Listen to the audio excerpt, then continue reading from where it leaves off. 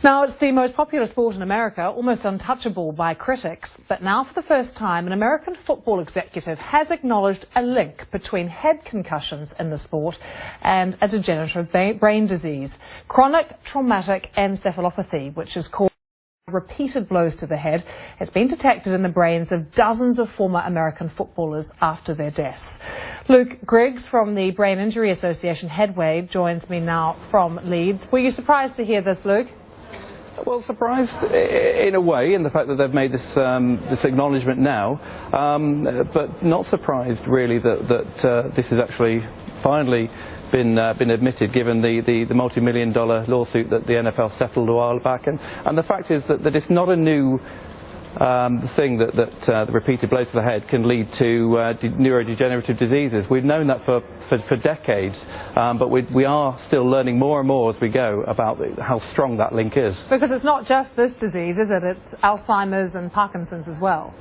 Yeah, but basically any time that the cumulative effect of repeated blows to the head has long been proven to lead people more susceptible to such diseases, as you say, Alzheimer's, Parkinson's, and now what we're calling CTE. But effectively, we're talking the cumulative long-term effect of those repeated blows, as opposed to, so we say, one-off concussions, that if managed properly, the majority of one-off singular incident concussions will not have too much of a lasting effect. This is about American football, this particular story, but last week here in the UK we were talking about the effects of tackling and concussion in rugby with children as well.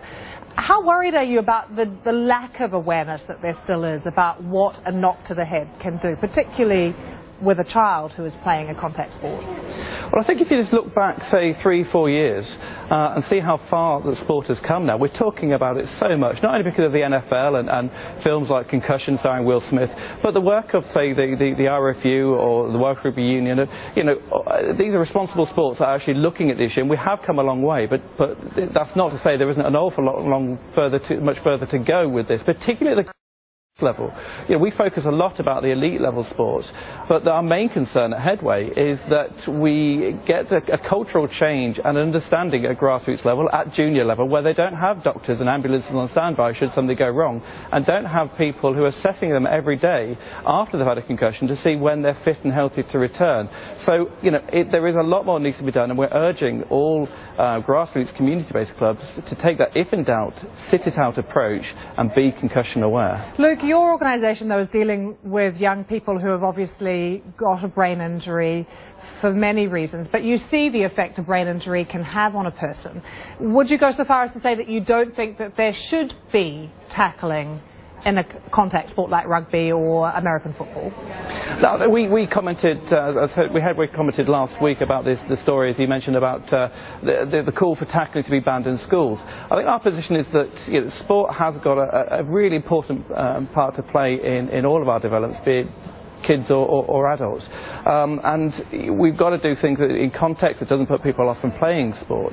I think there's an argument to suggest that in rugby in particular with children there might be more graduated introduction of contact, be it tackling or scrums, as children get older. I think there's room for discussions also about having weight categories instead of age categories. These are all discussions that I believe that the authorities are having, but I think a blanket ban on tackling in rugby would not necessarily achieve what it sets out to do, because with tackling you've got to have that technique right, and if you teach kids the technique at that right age, you might minimise the risk of suffering from injuries further down the line. But certainly more can be done to look at subtle changes that can better protect people and still keep that enjoyment level up. Luke Griggs, thank you very much for joining us.